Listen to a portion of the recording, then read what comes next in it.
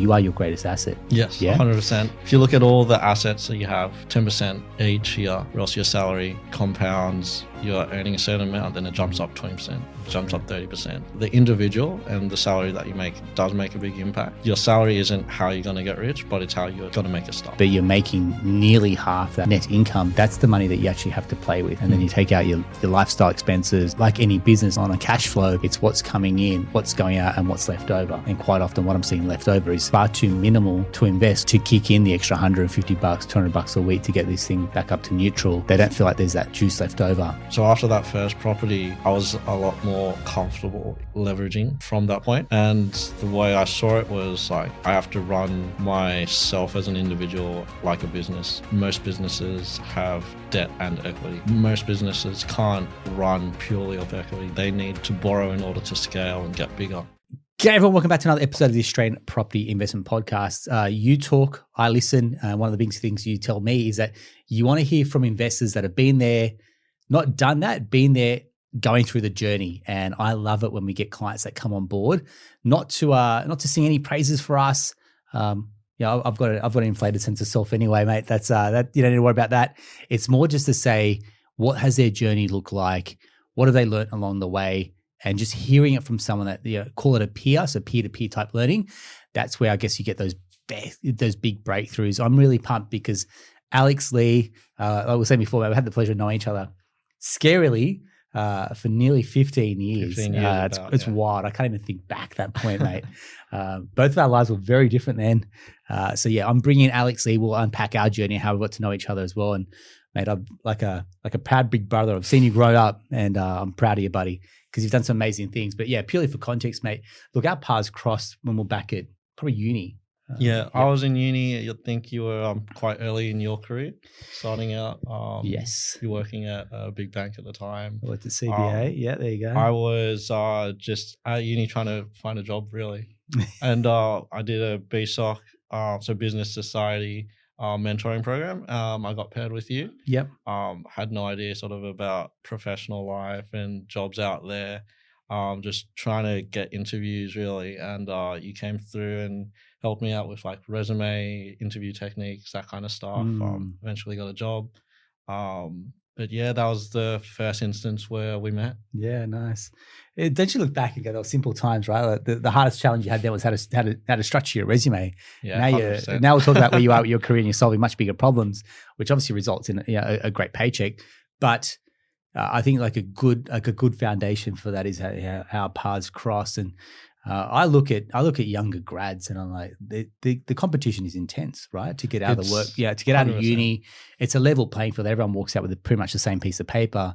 But from my perspective as an employer, what I'm looking for is not the piece of paper. Sometimes it's the attitude that it's very hard to quantify that or even articulate that in an interview. Yeah. So how do you put your best foot forward? And I think, yeah, mate, you've obviously done exceptionally well, but I try. Yeah, no, don't try. Don't sell yourself short. But I guess if you look back in your own journey, what's kind of those career wise, what's some of the big breakthroughs that you've got? Career wise, I guess it's more about people. Getting to know people, getting to understand how I guess they think and how they feel and how interactions with them really count, more so than the technical abilities that you have, to solve a problem, the technical abilities to put numbers in a spreadsheet, valuations and all sorts of like different things you can do on a computer. What really matters is just the connection you build with your manager, your colleagues, even in an interview, connecting with the interviewer. At the end of the day, people want to work with people they want to work with. Spot on. Right. Spot on. Mate, well said. I can only say that because we've done a big round of recruitment in our team. And I think the resume quality, and maybe because I've, again, like you said, I helped you build out your resume. Maybe I've got a real bee in my bonnet over like the resume quality. Just even the formatting, geez, I mean, we're going a little bit off topic here, but I'll bring it back. It's like, I have this saying for me is how you do anything is how you do everything. Yeah. Yeah. And so if you're not putting your best foot forward, I literally get maybe 10, 20 seconds for a resume for me to look at. If I'm seeing typos, I'm seeing mixed fonts, if I'm seeing no formatting, there's a level of sloppiness that I equate that to, just going, do I really want this as someone I'm going to trust part of my business to as well, right? Yeah, 100% agree with that. Yeah. Cool, mate. So we met at uni. You then kind of catch up with coffees for me in the Big Smoke when I'm in the city with a suit on, and then I see you kind of get your entry point into corporate. Into the market, yeah. So what's been your career journey? What does that look like? So firstly, started off got a couple internships with your help through the interview process. Ended up getting a grad spot at CBA as well. Yeah. Rotating to different teams for 2 years. Then ended up moving to UBS, which is an investment bank. Was there for another 2 or 3 years. Moved over to a credit fund, a global credit fund called Bentham Asset Management. Yeah. Was there for a good 6.5 years, where I learned a lot. That was probably where I learned the most, just in terms of my career, soft skills, technical skills. It was a great learning point. And then from there, in my current job at Velocity Trade, where I'm an FX trader. But yeah, that's sort of my career so far. And in between there, got a couple of properties. Yeah. I guess just initially didn't go with you. Yeah. I don't think I realized you had a business at that point in time. I went with CBA because I was working with CBA. Yeah. And then went through a broker to refinance. That experience wasn't the best. And then I remembered, and I saw on social media, and I saw like updates in your life that you started your business. And I thought, I know Aaron's a good guy, good bloke. He cares about me as like a mentee at least. So then I thought, yeah, I'll give you a go, see how the whole mortgage broking sort of works. And then, yeah, it just came on and it was super helpful. Second and third property, again, used you and it was great. The service that you provided was just amazing. And there was a very big difference between, I guess, your level of service versus the other broker that I had. I guess with any industry, there's just different qualities of people doing their business. And yeah, it was just very helpful. You cared about like where I wanted to take my wealth and how I wanted to position myself. Something that stuck with me at the time was you were saying not to over leverage, which I guess depending on the brokers and depending on the situation, they may push you to go like above your limit. So it was definitely something to consider when you told me that. It definitely helped just throughout my career and throughout, I guess, the time I've been investing. Oh, nice one. Thanks, mate. Look, I appreciate the kind words. It's, not what we're here for, but I thank you very much for the sentiment, mate. Thank you. I want to get back to, you said something about Bentham. I had the privilege of coming in one time to meet you guys over at Bentham's and the team. And you said that's probably where I learned my most. And people go, hang on, you worked for CBA and you worked for UBS, like really big businesses surrounded by very smart people, but somehow in a smaller environment, smaller team, it's where you probably had that biggest learning trajectory. Take us through that, because I hear this all the time where I think even in like, I think I've listened to Diary of a CEO. There's been a few podcasts where I talk about that career. You can take a few risks when you're younger. You can take a risk on an unknown business. You're gonna land on your feet versus you're just a cog in a big system when you're in a large bank or large institution. So take me through big bank, great foundation. Yeah. But how come you learned so much at Bentham's, for example? I guess just with the bigger banks, so CBA and UBS, massive organizations, great people that work there. But I would say like everybody, when they're working there, sort of has their own job and they're focused on themselves. There's not as much, I guess, accountability because the business itself is not owned by the people that are working there, a lot of them at least.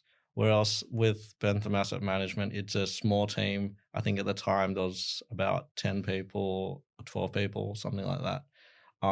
And everyone came into work and everyone cared about the business.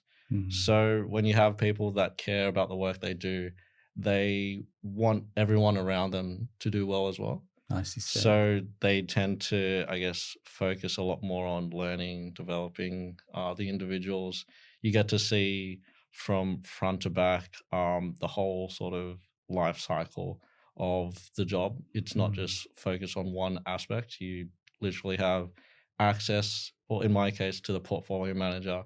I also was able to speak to distribution, understood things from the middle and back office. So the whole spectrum of the business I understood. And I guess you get a lot more closer with the individuals that you're working with, because the turnover rate is a lot smaller.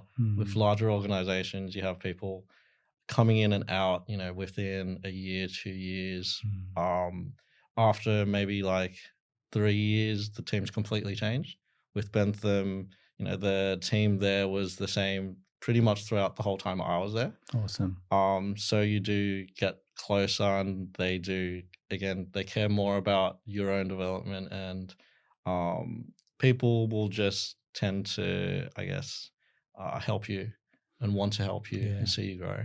I think it's a different individual that wants to be part of a lean, mean team like that, versus, big business is a little bit safer, for example.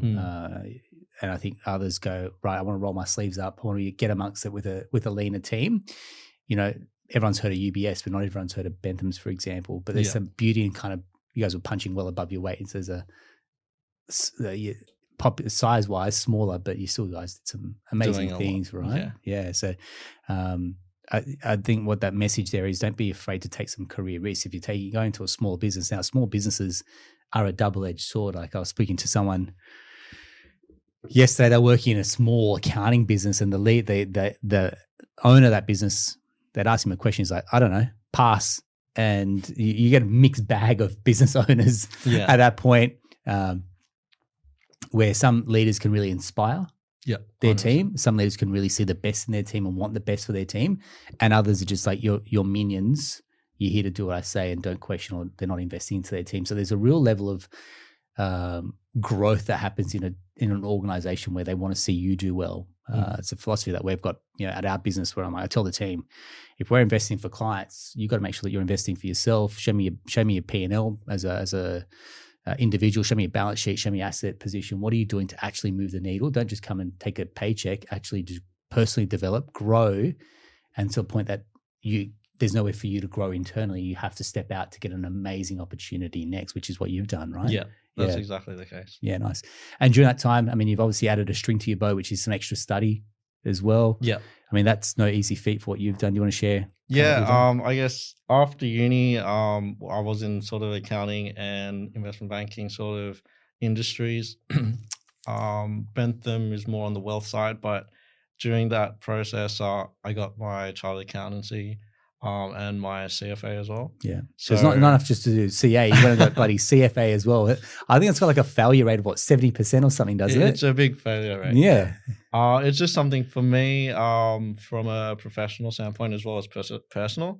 I enjoy learning and developing, and just having a good understanding of the work that I'm doing, at least from a technical and theoretical point of view.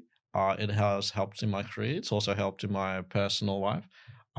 With the CFA especially, for those that don't know, it's part of it is about wealth management. And in that wealth management section, you learn a lot about the different asset classes, so the property, equity, fixed income. And something that I learned during that sort of segment of the course is diversification of your assets, as well as how the different asset classes have historically performed. And something that I've learned during that course specifically that I wouldn't have otherwise learned is that property itself is an investment. It's a hedge for inflation. So generally speaking, when inflation goes up, your property values will go up. Same thing if you have an investment, your rental income will go up at the same time. So with the, I guess, environment in Australia, where it is such a big property environment, and part of that is due to the regulation and tax of it. Essentially, if you don't have a property, in my opinion, you're sort of short property.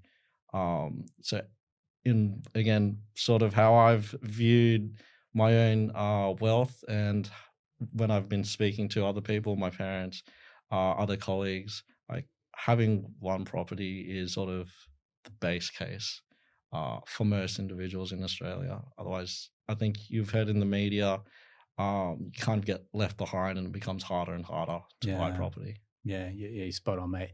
Yeah, so for those that aren't in the financial world, when you talk about being a hedge for inflation, it's very much you're riding the wave. You're riding the wave with property ownership, right? It will go up. But probably, and when you talk about the other asset classes, shares, it's probably less volatile than your shares, for example, or moving to say something like crypto. 100%. It's a lot less volatile. In saying that, volatility can work both ways. Can have like unbelievable profits and gains, as you can see in the crypto market in some shares, 10x sort of situations. But at the same time, that money could go to zero. Whereas property, even though it's not as volatile, you might not get as big of a performance in gains. You're also not going to get massive losses either. And like, as I mentioned before, just with the tax system in Australia specifically, there's a lot of tax benefits for having property. Again, specifically to Australia, if you talk about the US, if you talk about places like Singapore, where the regulations and tax is completely different, I would probably recommend you not to buy property because there's all these added costs. I think in Singapore, there's massive taxes on your second property.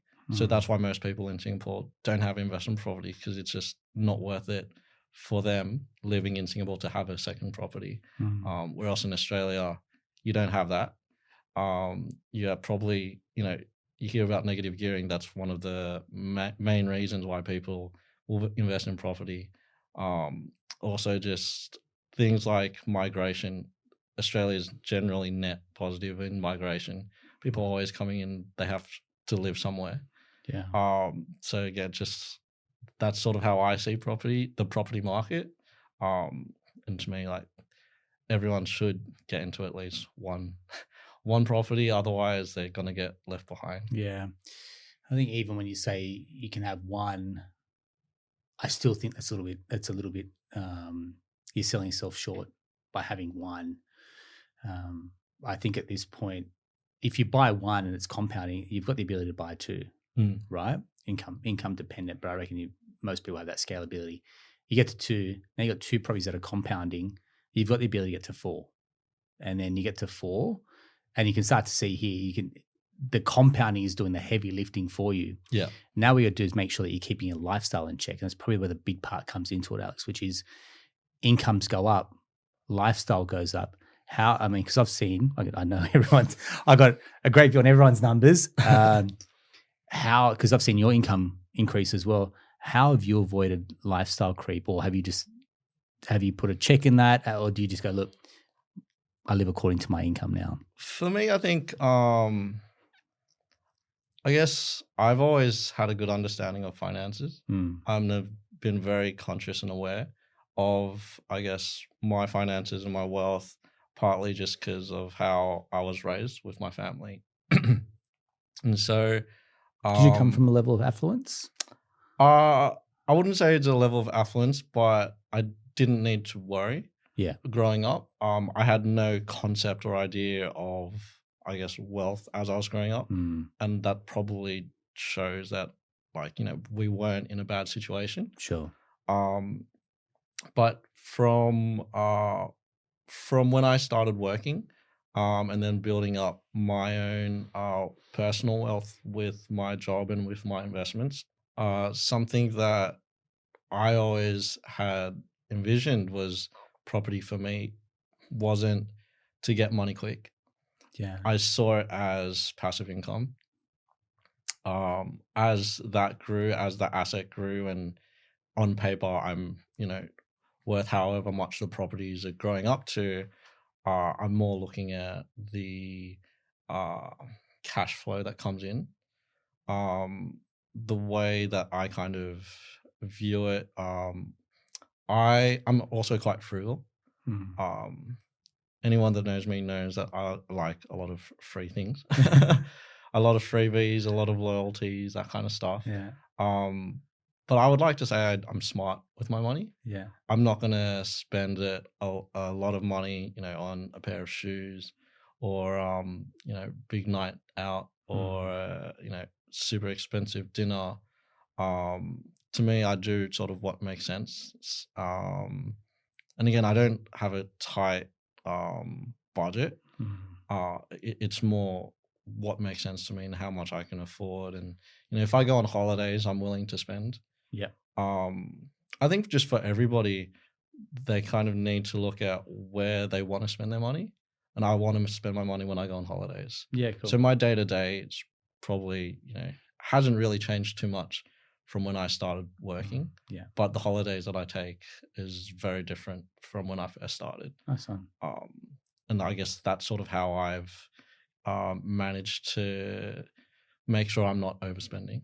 Yeah, cool. Thanks very much. Yeah, I was having a chat to someone else the other day, and I was like, as your income goes up, there's things that really define where you kind of sit. So some people will have an increased income and, the cars get a bit nicer, the watches get a bit better, the clothes get a little bit better. And that's, they're spending their money that way. No judgment. Some people then, as their income goes up, they'll invest, whether that's into real estate, whether that's into shares, put into super. They're finding ways to put into investment vehicles. But what I'm finding is, again, as good smart money is when people invest back into themselves, whether that's health, well-being. They can get a personal trainer, they get some, gym memberships, they're eating better, and there's a whole health and well-being that comes with that.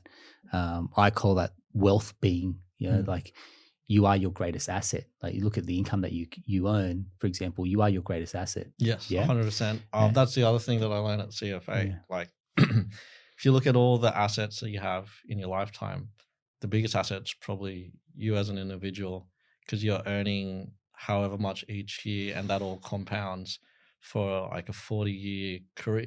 Correct. Whereas a lot of assets aren't earning more than 10% each year. Whereas your salary, it compounds. You're earning a certain amount, then it jumps up 20%, jumps up 30%. So the individual and the salary that you make does make a big impact. But I guess from experience and from the stories you hear, like your salary isn't how you're going to get rich, but it's how you're going to make a start. Yeah, nice one. Nicely said. Yeah, I think the salary part for me is probably where I see it becomes a real double-edged sword. Like someone on 250K gross is living an income at 250K gross versus what are you actually earning net and what are you living off? Because the banks will lend at a gross income, right? Versus you got as a household, you got to manage this as a net income. So if you're thinking I'm living life at a 250K income, but you're making nearly half that, probably just a little bit over half that net income, that's the money that you actually have to play with. And then you take out your lifestyle expenses, your fixed living expenses, whatever else is coming out. And like any business on a cash flow, it's what's coming in, what's going out, and what's left over. And quite often what I'm seeing left over is far too minimal to invest, or when you go to invest in positive properties might be negatively geared to kick in the extra $150, $200 a week to get this thing back up to neutral. They don't feel like there's that juice left over to then put into investment properties, but knowing we need to invest, but you need to actually have the cash flow to invest as well, right? Yeah. 100%. How have you handled cash flow in your portfolio? I guess cash flow for me, I guess right at the start, just knowing that I'm not over leveraged was like super important for me, just like mentally as well as financially. I didn't want to borrow too much where I can't make the serviceability and make the payments each month. But sort of after my first property, I sort of backed myself to say that like in my career, I'm going to earn more money. I'm going to get the salary increases. I'm going to get the promotions. So after that first property, I was a lot more comfortable in leveraging from that point. And the way I saw it was like, I have to run myself as an individual like a business. Most businesses have debt and equity. Most businesses can't run purely off equity. They need to borrow in order to scale and get bigger. So as an individual, having that first, mortgage and seeing the value of that increase, then reassessing as a business would do and say, can we afford to get more debt in order to make more assets and more income? And as you were initially asking in terms of cash flow, that's sort of the most important part, where if you're not managing your cash flow and you're not being able to pay your mortgage payments, then you're going to get into a lot of strife. So just making sure sort of at minimum I can make those payments, then I think I should be fine. Yeah, nice. I think you said something important there, which is the first one's probably the hardest one. After that, I feel like things went into another gear for you. Where I feel the confidence started to pick up. I think you also learned those things to not worry about, particularly rate. Yeah. With the first one, it came down to equity. Like literally, it's like, how much equity can I pull out? Great, let's go again. And you have that benefit where CA and CFA 90% no LMI. Yes. Yeah. So you've got this That awesome lever pool, which is all you need is 10% to get into the market. Even for people that don't have those, 10% is all you need to get into the market. So take me through, how's your mindset shifted from that first one being this is a bit of a mountain to climb versus now you're like, are they just numbers on the page, or do you still have a little bit of angst when it comes to equity strips, go and buy again? What's so been your at the experience? moment, with the property portfolio that I have now, I'm sort of like comfortable where I am with having 3 investment properties. So getting up to that stage, I was very fine to start leveraging more. Yep. Now I'm considering again holistically for myself diversification. So I have X amount in my super. All my assets are pretty much in super or equity. Yeah. Okay. Right. And then I have my own sort of equity portfolio, which is X amount. I've got then property, which is X amount. So for me, right at this stage, I think I've got a pretty good percentage of my wealth in equity and then also in property.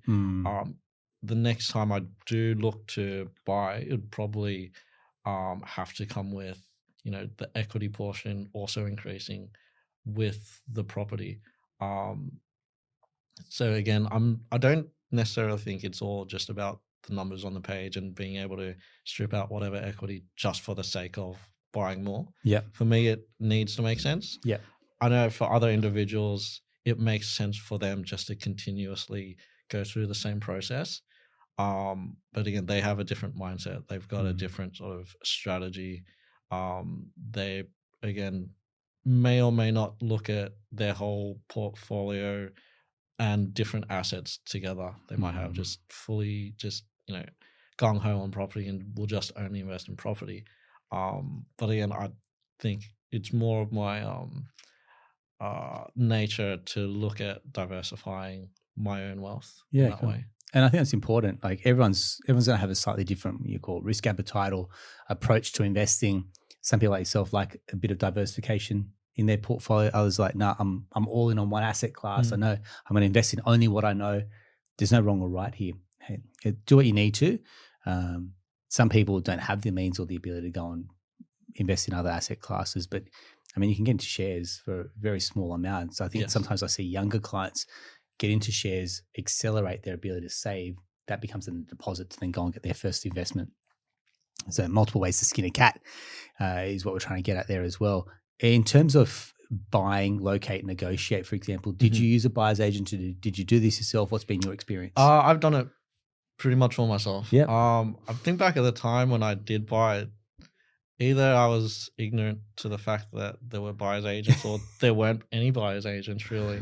To me, that sort of job and role, it seems like it's been very popular over the last couple of years. Yeah. But again, back when I did buy first property about 10, 13 years ago, that concept was so foreign. Yeah. So it was pretty much myself looking at properties, looking at where I wanted to buy, different factors like, is it close to good public transport? Is it close to different facilities like, pools or parks, that kind of stuff. And then I was specifically looking for apartments. Yeah. One, just because of the amount that you have to and pay out for the deposit. But two, I think in my mind, apartments are probably pretty good investments in certain locations. Like you're Because you're always Sydney. going I to mean, get you predominantly bought Sydney. yeah, all within Sydney. Yeah. Um, but yeah, the main things was that it was close to public transport, close to facilities, and in areas that I thought would also start building out. Um, just from construction, and light rails and train stations being built over the years. Mm. That sort of council planning is something that I look at as well. Yeah. Okay. And I think it has helped, at least for my investments. Absolutely helps. I mean, it's funny because you talk about diversification, right? And someone listening goes, "Hang on, mate, all your 3 properties are in, they're in Sydney. That's concentrated." As opposed to you going, "Hang on, look, I'm not diversified location wise. I'm diversified asset wise, Yes. asset class." So if you're listening, going, "Okay, they're seeing that, hearing a maybe different message." Some people love the idea of having their properties interstate. Some people go, "Look," and we've had plenty of buyers agents research where it shows you can be agnostic to the location. You can be agnostic to apartment versus freestanding house, for example. Yeah. I'm saying there's no right or wrong. We're going to cover plenty of guests that will say, "Hey, I'll buy apartments and they'll do very well." Others are like, "Look, who cares if the house is red in regional areas? We're buying it. It makes sense on paper." Yeah. So for you to pound the pavement, look at properties. If you cast your mind back to that journey, what's some of the things that have worked well for you? What's some of the lessons or setbacks that you've had in your own personal journey? Yeah, I guess something that I learned and I did at the time, because my investments they were for investments. They weren't for owner occupied. Yeah. I didn't have like a bias or an attachment that I had to buy a certain property, which worked well for me because when I got up to the stage of negotiating a price, I sort of had like my own budget or valuation that I was willing to pay for a property. And, I think 2 or 3 times, the agent would come back saying, "We have another person who's interested. They're willing to pay X amount." So I didn't really get into the stage of having to go to like some sort of bidding war with another person. I was like, okay, well, if they're willing to pay that amount, I'm happy for them to buy it because I'm not going to be paying, any more than I've already told you. And then I think in one of the properties, 2 or 3 weeks later, I got a call back from the agent saying, that buyer actually hadn't they had issues with getting financing or something, and the owner needs to sell it. So if you're still open to buying at the price you've said, then they're happy to sell. And at that stage, I told him like, I'm looking at other properties. There are some others that I'm interested in. I unfortunately can't pay the amount that I said initially, so I gave him like a slightly less offer. And again, I think they were just needing to sell. They accepted that offer. So in my eyes, I've just saved, however much less. But again, it's very specific to my situation where I didn't need to buy a property that I needed to move into as an investment. So sticking to sort of my own valuations and strategy of negotiating, if you want to call it that, that helped. Yeah, thanks. I guess something that I learned, but at the time didn't go so well was probably like having the right people in place in terms of mortgage brokers and uh, accountants and like lawyers and stuff at the point where we needed to buy or needed to get some advice, especially for the first property. It was like didn't really know what I was doing. My parents helped. They do have a couple of properties, so they gave me advice as to who to use and such. But I didn't have that full trust in those individuals because I've never really worked with them. So in the second and third property, I spoke to you, you helped out, and then I've had, I guess, more more connection and more meetings with other individuals to help with getting strata reports Yeah. and building reports and that kind of stuff to do my due diligence. And it was a very easy, seamless process. Yeah. Like I think about 2 or 3 weeks ago, I was speaking to an old colleague um, who was going through his first property that he wanted to buy, and he came to me asking for advice because he had no idea about the type of due diligence he needed to do. So I was sat down with him, walked through like you should probably look at the strata report, look at if there's anything, any issues with the building, any issues with pests. You can talk to the people in the apartment block and see if there's any issues with the plumbing and that kind of stuff, like sort of things that he obviously had no What you idea don't know is about. what you don't know. Yeah, exactly. So again, I guess more on the point of having people around you that sort of know and have gone through the purchase of properties definitely helps because you can ask them questions and definitely help out. Nicely said. You meet, I mean, you're a young dude. You meet people around you that go, mate, Alex, I'll never get into the market, especially the Sydney market. You bought 3, for example. Like, geez, mate, how'd you do it? What's your advice to someone that says that? I would say, like, if they're struggling to maybe have if they're struggling to get serviceability, I'd say look at your budget. Like, actually look at your finances, see where you can, stop spending in certain areas. I'd also, say think about the lifestyle that you do want to live. If you want to have a house and a big property and in the eastern suburbs, then you have to make certain sacrifices to be able to afford that.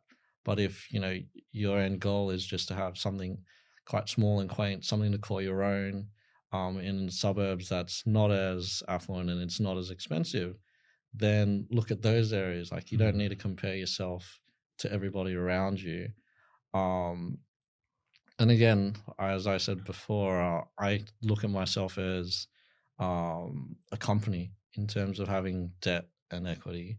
A lot of people that I speak to, they don't want to have debt, and that's their biggest sort of mindset issue. But I think in Australia, that's just how it is, right? Different countries, different situations. You don't need debt in certain countries because the banks the banks can't afford to lend you out 7, 8, 9 times your income. They'll only let you borrow 2 to 3. Correct. I think back in the day, like before I was born, when my parents were looking to buy property, interest rates were what was it, like 17%. No bank's going to lend you like 6 times, 7 times that amount when the interest is that high. I guess their main issue is getting the deposit. So a different situation, different problem, but in today's sort of world, I don't think there's a real big excuse to not be able to buy property. It's just about the location. It's about how much you're willing to spend, how much debt you're willing to have. I think I might have mentioned it to you last year. There's now companies coming out that are willing to lend you the deposit. Yeah. So the deposit that you actually need is only like 2%. Correct. Which in my mind sounds a bit crazy, but like if there's a market for it and those companies are willing to take that credit risk and lend it out, it seems to be working. Yeah, we've had them on the potty before. I mean, look at Coposit, look at Beth Camino. There's companies that I think there's another one that I've got access to. It's not mainstream, and they're literally funding deposits. And I think you've nailed it, which is people don't want to have debt, but they still want to invest in property or buy property. Like how? Yeah, I'm at a stage in my life where in 40s, and there's people that I get to meet on the weekend at soccer fields, and as soon as they ask, what do I do in finance? Oh, geez, man, I don't want a mortgage. So what, you're happy to rent, but you're not actually financially moving the needle, or because you've got some aversion to having some debt. Yeah. With all due respect, mate, debt gets me up in the morning, gets me to work. And I think some people are wired that way, whereas others just like this, which is why I probably have very little affiliation to the FIRE movement. Financial independence, retire early. What are you going to do when you retire early? I genuinely feel you're actually going to cut your lifespan down. The ability to go to work, contribute to the economy, use your brain mentally. I've got no qualms if you want to have a good lifestyle, work a little bit less, find a passion project.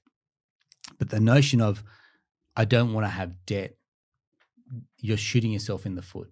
And in 15 years' time, when your kids say to you, that property in Sydney was only $1.5 million, you're like, yeah, it sounded like a lot at the time. Because I used to say it to my parents all the time. I was like, the house near us was like $220K. I was like, why didn't you buy 10 of them? Like, that was a lot of money. 220,000 back then was a lot of money. And we'll lose perspective of that, but it'll be a point where like we'll look back and 1.5, even though Sydney now becomes the most expensive housing market in the world, we'll look back at some point and goes, that was cheap.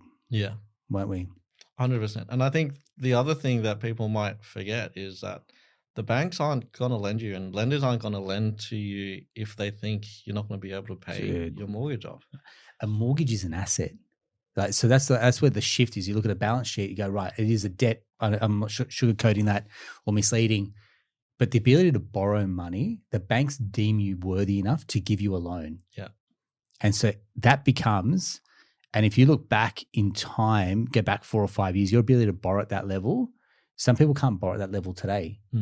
So you've actually got an asset because you've been able to have a balance sheet stronger than what you could do today. And so if you can understand and connect that dot and go, right, maybe I've just got to do some deep work. And if you go back to, say, my episode with Jody, my own personal coach, for example, episode with Jane and Fraser, where if that's something that's innately in part of you, where you have this aversion to debt, that's maybe a dragon that you need to slay personally. Or if you've got a partner, you've got a couple, and one person says, I don't want to take on that debt, and you're saying, well, it's the only way to grow wealth, maybe you need someone to come in, like a financial counselor or even a marriage counselor at that point, to go, let's unpack this a little bit more, because we actually cannot grow as a couple without having us being on the same page as well. I also think, like, just in that, with that comment, like, people say that kind of, they're in that situation where they're not comfortable having debt. They want to be in a different situation. The same way people will say they're not happy in their job. I would tell them, like, if you're that unhappy, if you can't not comfortable with that debt, then maybe you should actually live somewhere else where you can afford a house. And maybe, the lifestyle is even better to how you want to live. Yeah. Like, we don't all need to live in Australia. We don't all need to live in Sydney. People have options. Right, same thing with a job, same thing with a lot of things in life. Like, you think you're stuck in a situation, but there are a lot of options that people have if, if they open their mind, open their eyes to see what they can and can't do. Most people will, they force themselves to think they have to live in Sydney. They have to live in a certain area, and then they can't afford it. But, half an hour down the road, you could possibly buy that property that you wanted to live in. It's just not in that suburb. Okay. Yeah. Mate, you could, with a digital nomad visa, you could live overseas. You could live in an amazing country like Thailand. Like my mate, one of my best buddies, he was in Thailand for a number of years. Mate, quality of life was fantastic for him. Could still work an Aussie job, could still work those hours, but could order lunch for $2.50 delivered to his door. Yeah. The shopping was delivered to his door. So, yeah, it's to your point, mate. If you expanded your horizons and just gone, right, the eat, sleep, work, pay mortgage, repeat, if that's something that's not appealing to you, there's a great article in the AFR recently, the work from anywhere phenomenon, right? So if the right employer will allow you to live and work from anywhere as well, scratch the itch. Like, if you're not happy, to your point, mate, I love it, change the narrative.